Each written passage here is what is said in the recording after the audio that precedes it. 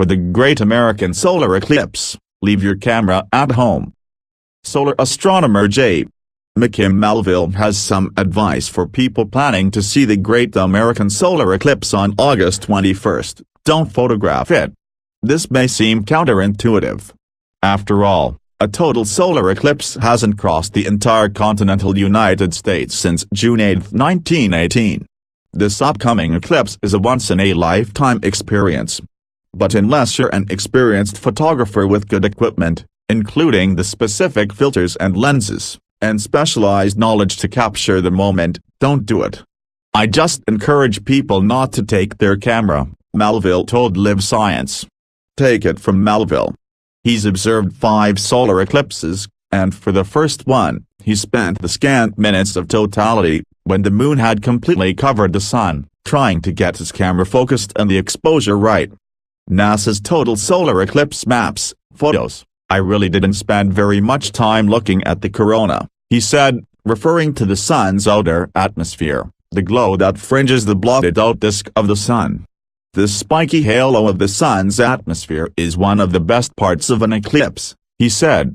It's always there, but under everyday conditions, you can't see it because the brightness of the sun overpowers that halo.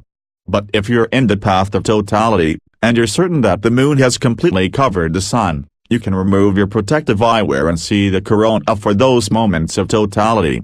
The ability to gaze at this feature is why people become eclipse chasers, Melville said. We have people who are going to every single solar eclipse around the world and have seen 15 or 20 eclipses. They're going there, not because the sky gets dark, but because of the beauty of the ever-changing shape from eclipse to eclipse of the solar corona, he said.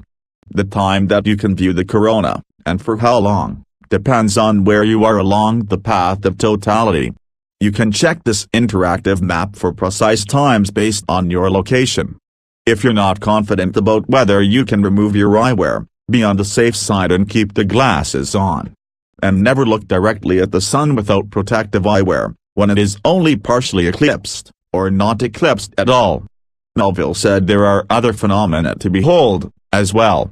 Just before totality, when a tiny amount of sunlight is peeking out from behind the moon, the world around you becomes something like a pinhole camera. Look down and take off your protective eyewear. How to make a solar eclipse viewer. If you can't get eclipse glasses, if you stand under a tree with leaves, each gap between the leaves acts like a projection device and you see on the ground hundreds of shimmering images of the crescent sun appearing beneath you, Melville said. It's really quite an extraordinary experience. Just before totality, you may also glimpse shadow bands in the sky. Those are patterns of light and dark that result from the various densities of air in the upper atmosphere, he said. It's similar to being at the bottom of the swimming pool, as shadows of light and dark pass over you, he said. Experiencing these phenomena as they occur is more magical than trying to capture them in pixels.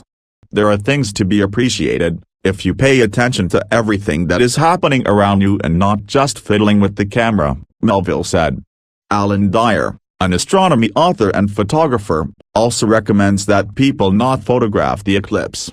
But he offers an alternative for capturing the moment. Put your phone camera on video, prop it up, let it run, and if nothing else, it will capture the sound, Dyer said. Everyone else will have photos, but only you will have the sounds of you and your family getting excited and screaming. You won't believe you made those sounds. Makes the best souvenir. Dyer, who is about to experience his 16th total solar eclipse, offers extensive advice about viewing the night sky on his blog, AmazingSky.com. The morning after the eclipse, go online.